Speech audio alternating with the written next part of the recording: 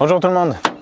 Aujourd'hui, oui ce bruit c'est à peu près normal. Aujourd'hui je vais démonter mon Eman pour voir si je peux le réparer sur Iveco Daily 35.8 de 1990. Bon, je pense que ça sera pareil pour tous les Iveco Daily. Je sais pas si c'est les tout premiers, mais en tout cas les deuxième génération avec les phares carrés. Je pense que ça sera tous pareil, peu importe la motorisation. Parce que la clé, je vais vous montrer, et il y a une vidéo qui explique un peu plus l'aventure que ça a été à ce niveau. Mais bon, je vais pas m'étendre. Je vous mets le lien si ça vous intéresse. Mais la clé pour le moment, elle est coincée dedans. Je peux plus mettre le contact. Donc je peux plus le démarrer, je peux plus retirer la clé, donc je peux pas fermer la porte. Voilà, je peux tout simplement plus rien faire. J'avais déjà défait ce cache avec les vis qui sont là, ça c'était pas compliqué. Et pour pouvoir accéder au Eman, il y a une vis qui est au-dessus derrière ce cache. Ce cache aussi il est embêtant, on peut l'enlever un peu en force si vraiment on n'enlevait pas la colonne. Mais pour être à l'aise, il faut enlever les 4 écrous de colonne, en tout cas 2 écrous et 2 vis, pour la faire basculer vers le siège. Après on verra un peu plus clair. Je ne sais pas encore si je vais pouvoir extraire le barillet. J'ai regardé la pièce neuve, bon on la trouve assez facilement encore, hein, même pour ce vieil Iveco et tous les autres véhicules qui ont le même. La clé d'ailleurs elle a exactement la même gueule sur les neufs. Donc on trouve facilement ça et on voit derrière sur les pièces neuves que là il y a des vis qui les tiennent comme ça. Sauf que vous voyez là il n'y a aucun moyen de mettre un outil dessus. En fait il y a un embout à 6 pans pour pouvoir visser le Eman sur la colonne de direction. Et ensuite je pense qu'on serre et ça pète le truc, le bout de la vis. Comme ça c'est inviolable on va dire. Quelqu'un peut pas juste rentrer dans le camion, démonter le Eman, mettre un autre Eman et avec sa propre clé et voler le camion. Voilà. Bon après, il y a d'autres moyens de faire, mais c'est, je pense par sécurité que c'est fichu comme ça. Par contre pour le démontage, ça va pas nous arranger. Donc je sais pas encore exactement comment ça va se passer. C'est la première fois que je le fais sur ce véhicule. Tout ce que je sais déjà, c'est que là on a besoin d'une clé de 13.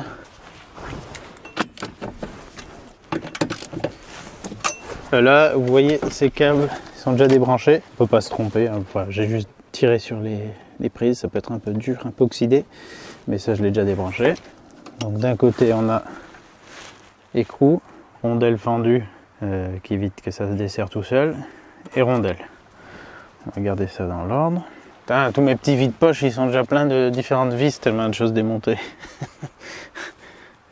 Ah, je vais les mettre dans le cache.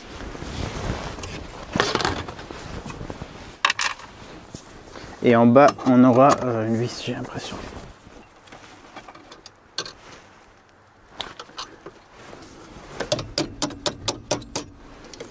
Ouais, en bas, on a vis et rondelle fendue. Oh ouais, bon là, tout de suite, c'est bien mobile. Voilà, ok. Je le pose en avant comme ça. Donc le cache supérieur, il est venu avec. Oh, c'est bien poussiéreux, ça n'a pas dû être démonté si récemment. Qu'est-ce que j'ai qui accroche? Oui, les fils des commodos. A priori, j'ai pas besoin d'enlever. Et vous voyez là au-dessus, et encore, on voit pas super bien. Mais on a une petite vis cruciforme qu'on peut pas atteindre si on n'a pas basculé la colonne en arrière. Donc c'est le prochain truc que je vais défaire. Et j'ai l'impression qu'après, il suffira d'appuyer peut-être sur ce truc. Ouais. Ça a l'air de bouger. Ce qui m'inquiète un peu, c'est normalement pour démonter un Eman, il faut pouvoir mettre la clé dans une position spécifique. Pour genre une position d'extraction. On va voir si je suis obligé de faire ça ou si on peut s'en sortir comme ça. Bon, le trou qu'il y a ici, là sur le côté, apparemment, a priori, il n'y a rien au fond. On s'en tape. Mais ce qui m'inquiète, c'est si j'arrive pas à faire rentrer suffisamment ce truc. Là, c'est sûr que je peux pas. Là, si je tourne comme ça, c'est possible. Mais est-ce que je devrais pouvoir aller plus loin peut-être? Pourquoi elle est complètement verrouillée la clé? J'ai vraiment l'impression que ça n'appuie pas assez pour libérer la chose. Et que physiquement, ça bloque. Je me trompe peut-être, mais j'ai l'impression que je devrais pouvoir tourner encore un peu plus la clé, peut-être pas de grand chose mais un peu plus quand même pour la mettre en position de déverrouillage Donc je peux amorcer la descente de ce téton, mais pas aller assez loin. À moins qu'il y ait une autre manip à faire. Mais je ne vois rien. Parce que même si j'enlève tout ça de la colonne, je suis pas sûr que ça m'aide à sortir la clé. Enfin là, c'est dans le cas où si je voulais le remplacer, je me fais chier quoi. Enfin, si je voulais le réparer. Si je veux le remplacer, il y a d'autres méthodes, hein, du genre mettre un coup de disqueuse par exemple. Bon, je crois que je vais être bon pour changer les mains dans tous les cas. C'est avec le gros tournevis, j'ai essayé de faire un peu levier sur cette rondelle qui a fait crack à plusieurs fois, à plusieurs reprises, et qui s'est détaché de ce truc en plastique. Peut-être que ça va m'aider à démonter des choses. Là.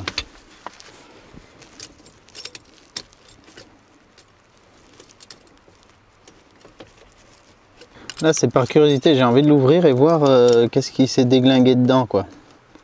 Après, quand on commence à péter quelque chose, c'est bien parce qu'on se prend plus trop la tête. Bon, juste on découvre. Ça fait plaisir, quoi. Je sais pas ce que c'est ce truc. Il va y avoir une petite bille, un petit cylindre. Bon. En fait, de toute façon, je vais pas pouvoir... Genre, même si je l'enlève là, je vais pas pouvoir récupérer la clé si je le débloque pas. Mais je pense vraiment que voilà, il n'y a pas cette position, j'arrive pas à atteindre cette position de déverrouillage. Ah, pas l'air d'être bien loin, mais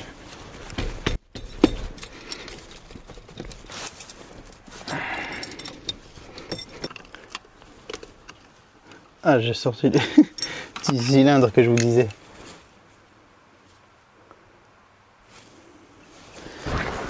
On s'en tape, c'est juste le truc qui fait un cran là.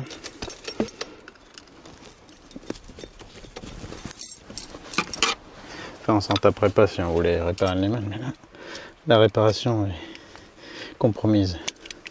Putain, j'ai juste envie de tout péter. J'ai envie de faire le gros bourrin.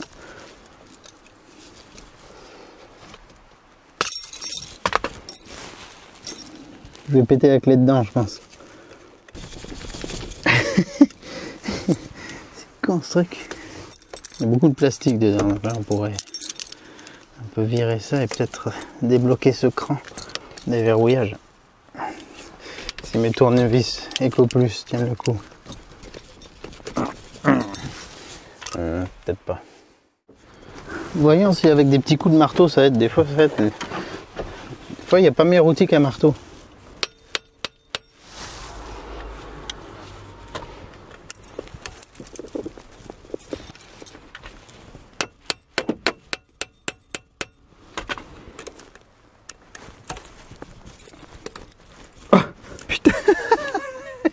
Je vous avais dit, le marteau c'est la solution des fois.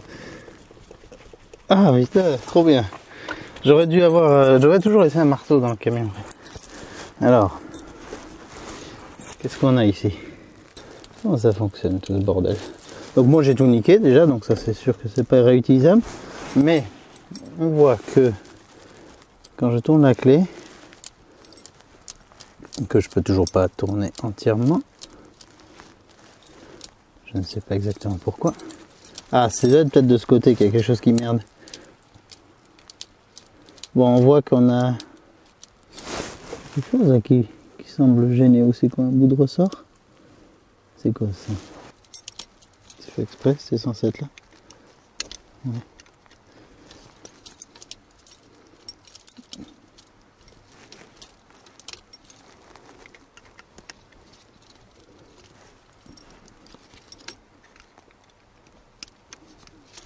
Ah, je vois que je suis censé pouvoir... Là, je tourne comme si je voulais démarrer. Donc je tourne là et là ça bloque.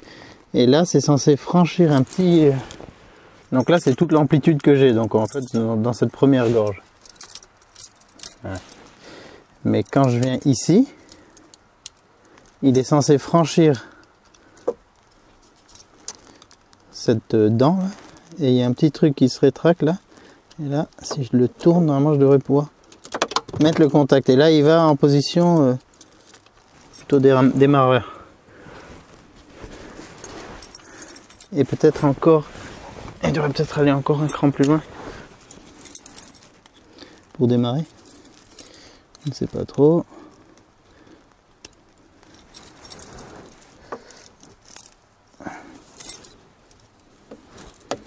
Pas très pratique. Voilà, si je reviens en arrière, ça fait ça. Et là, peut-être il est censé monter et pouvoir aussi revenir encore plus en arrière. Bouge pas.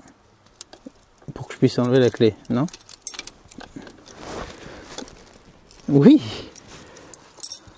Bon, c'est un petit peu tordu dans l'opération, mais j'ai réussi à extraire la clé. Bon.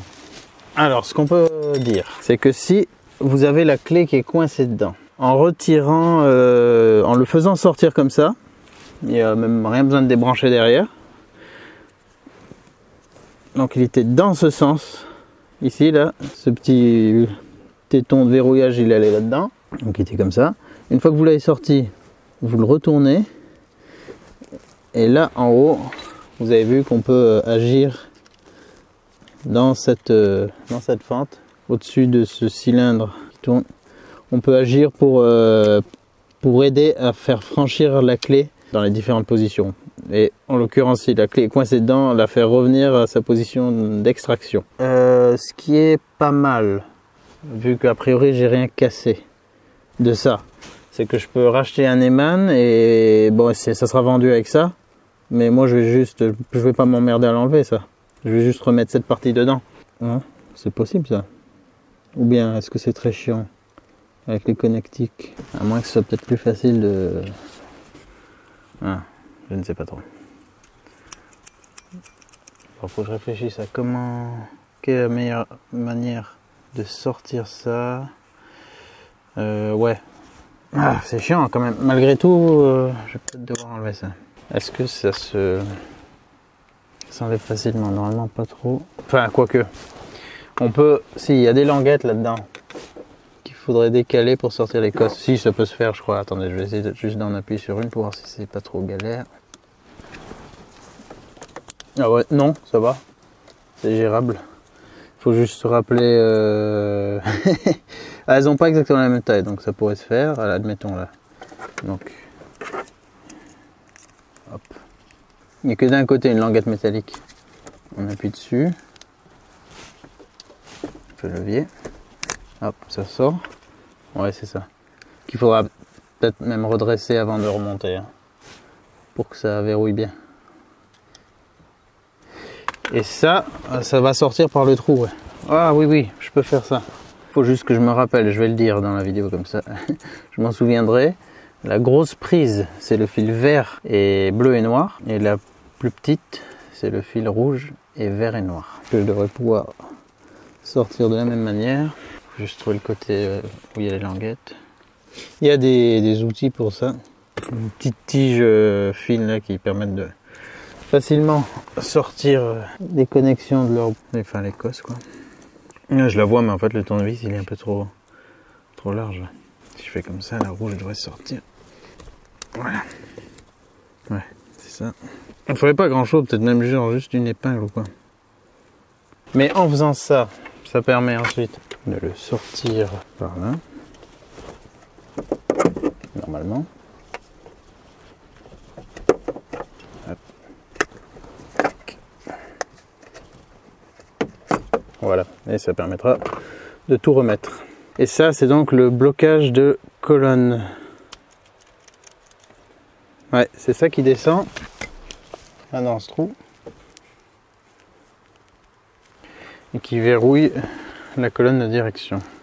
Donc c'était là-dessus que j'étais en train de forcer comme un bœuf. Que j'ai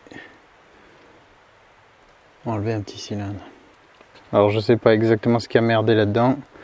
Mais ça vaut le coup, si votre clé est bloquée, qu'elle est dedans, en essayant de la tourner, vous tapez comme j'ai fait sur le corps ici, et il y a des chances que ça le débloque, que ça débloque la clé. C'est une pièce qui est quand même actionnée plein de fois, bon. On va remplacer ça, et puis ça va le faire. Alors après, je m'y connais pas assez, mais je pense que ça doit pas être trop difficile de récupérer tous les fils qu'on a ici là. Et admettons là, je mets 2 interrupteurs, un pour contact qui alimenterait tout ce qu'il faut, toutes les commandes en 12 volts et tout. Et puis un autre, plutôt avec un bouton poussoir, pour actionner le démarreur. Donc au lieu d'avec la clé, quand on la met, ça fait contact et ensuite on actionne le démarreur et ça revient en arrière. Finalement c'est comme un bouton poussoir puisque ça revient tout seul en arrière, le temps qu'on reste appuyé. Il faudrait pas mettre un interrupteur, enfin à moins de l'enlever quoi, on l'actionne et on l'enlève. On pourrait peut-être faire comme ça, mais bon bref, c'est mieux un bouton poussoir je pense. Et là ouais, il y aurait la place pour faire ça. Et du coup, on n'aurait plus besoin de clé. Et donc n'importe qui pourrait ouvrir le camion et le prendre. Ouais, donc bon là, moyen. Mais en tout cas ça peut se faire quoi. Après qui veut voler ça, déjà le temps. Déjà le gars il faut qu'il sache comment le démarrer. Et s'il n'a pas un décapeur avec lui, il va être dans la merde. Voilà, alors là je sais pas quel fil il faudrait relier à quoi, mais en trouvant un schéma électrique on doit pouvoir trouver ça relativement facilement. Puisque là-dessus, tout ce qui descend, ce sont en fait ça c'est toute une série d'interrupteurs quoi qui font passer le courant ou pas vers la suite du faisceau quoi.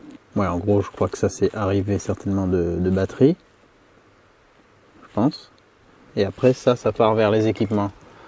Et donc tout ce qui est les petits fils, probablement le 12 volts, et le gros vert, probablement le démarreur. Mais bon, je dis ça, c'est hypothétique. J'essaye de déduire des choses comme ça à chaud, mais je sais que voilà, ça peut se faire. C'est juste que c'est pas du tout un système sécurisé ensuite. Hein. Mais sur les voitures de compétition, de course et tout, c'est ce qu'ils ont, des interrupteurs pour les différentes choses. Bon, vous avez vu, c'est en faisant qu'on fait. C'est la première fois que je fais ça dans une situation assez galère, et je pense que vous devrez pouvoir vous en sortir pour remplacer ça. Alors le pire c'est si on a la clé qui est pétée dans les mannes et qu'on n'a pas assez qui dépasse pour pouvoir la tourner genre avec une pince. Là je pense que ça va être assez délicat. Alors si elle est juste cassée mais qu'on peut quand même tourner avec une pince, c'est possible de démonter tout ça. Si elle est coincée, encore pas cassée mais qu'elle est coincée comme vous, essayez de taper dessus pour voir si ça débloque quelque chose et retirer là. Et ensuite, méfiez-vous, il y a de grandes chances que ça se recoince, c'est qu'il y a quelque chose qui s'est usé, grippé ou cassé dans le mécanisme. S'il faut enlever toute cette partie, et on a vu qu'il n'y a pas forcément besoin. On peut acheter, vous aurez l'ensemble si vous achetez, et c'est vendu avec 2 clés. Bon, l'inconvénient c'est que ça vous fera une clé supplémentaire. Celle que vous aviez pour l'ancien contact, par exemple, qui ouvrait aussi la porte, il faudra la garder pour ouvrir la porte. Et ensuite, ça c'est fourni avec 2 clés. Donc il faudra avoir une clé pour la porte. Moi d'ailleurs j'ai déjà cette clé qui est pour la porte passager, parce que la clé principale n'ouvre pas la porte passager, donc ça me fait déjà 2. Et ben là, avec un nouveau Nevan, ça va me faire 3 clés. Sauf si, ouais, ça va me faire 3 clés. Bon. Oh d'ailleurs, ouais, elle était pas loin de péter là. Elle n'est plus tout à fait droite et un peu fissurée. Donc il va falloir que je fasse. Heureusement que j'en avais fait faire une autre. J'en ai une autre neuve. Donc vous pouvez acheter l'ensemble, il y aura 2 clés. Vous enlevez les cosses de ces trucs, de ces branchements. Si vous n'avez pas les petits accessoires pour appuyer sur ces languettes, et vous avez vu qu'elles sont différentes selon les types de prises, je pense que le plus simple c'est de prendre une pince à épiler et de glisser, il faut juste en fait que ça appuie un peu sur la languette et que ça décale le petit verrou en plastique qu'il y a là-dedans. Là vous allez pouvoir les enlever, pince à épiler ou une aiguille bien rigide. Mais ouais, une pince c'est mieux, c'est plus large. Après ça, on peut sortir les cosses du corps, on va dire, corps du Neman, ou enfin du support de Neman, je sais pas comment ça s'appelle. Et après, on les remet dedans et veillez à juste relever les petites languettes pour que ça se reclipse. Vous rebranchez et normalement, ça devrait fonctionner. Je vous remontre un coup d'un peu plus près toute cette partie. Ça fait quoi si je remets la clé? Je pense que le problème va revenir. Ouais, voilà, il s'est reverrouillé. Je sais pas qu'est-ce qui déconne là-dedans, mais voilà, j'ai un petit cylindre sur lequel je peux jouer, donc il faut appuyer dessus, faire levier, tourner, voilà. Mais pour ça, il faut pouvoir le sortir et dans tous les cas, je l'aurais remplacé, donc c'est pas grave que je l'ai bousillé, mais vu comme ça grippe tout le temps, j'ai pas forcément envie d'aller fouiller plus loin. C'est une vieille pièce, j'ai pas envie de me retrouver en rade tous les 2 démarrages. Bon, j'espère que ça pourra vous aider avec votre souci. Là, on est sur un vieux véhicule. Sur plus récent, ça doit être une autre paire de manches, mais voilà. en faisant qu'on fait. Il faut pas hésiter à essayer déjà de faire soi-même et puis ça s'avérera probablement moins compliqué pour vous que ça l'était pour moi. Et puis en ayant vu un peu comment ça fonctionne, c'est toujours plus facile de se lancer. Allez, je vous dis à bientôt dans une autre vidéo. Et puis quand j'aurai reçu le nouveau Neyman, je le réinstallerai et on verra si tout fonctionne correctement. Allez, au revoir. Avec le volant comme ça donne encore moins envie de le piquer. Le mec il ouvre la porte, il part en courant. D'ailleurs, je viens de regarder un petit truc. En fait, c'était tout con. Enfin, c'était tout con. Quand on sait pas, on sait pas. On n'ose pas trop et tout. Mais là, après toutes ces aventures à tête reposée, bah, j'ai vu que celui-là, non, celui-là, le vert, il va bien au démarreur. Enfin, il y a un fil vert qui arrive au démarreur. Donc, je l'ai sorti de la cosse. Et là, le rouge, pour moi, c'est l'arrivée de la batterie. Donc, si je fais ça, normalement, ça devrait faire contact. Je prends des gros gants aussi parce que j'ai peur de me prendre un coup de jus. Voilà, donc facile finalement sur ce véhicule à démarrer. Enfin, si le reste du moteur va bien, mais là il n'y a pas de Neyman, il n'y a pas de clé, il n'y a que dalle. Si je contacte ces deux fils, je peux faire tourner le démarreur. Et vu que tout est mécanique, et ben, je pourrais le démarrer et l'emmener quelque part. C'est bien en fait ces vieux machins, ces vieilles bagnoles, ces vieux camions, tout. On apprend beaucoup de choses avec, surtout quand on a des galères. Je suis pas en reste là-dessus.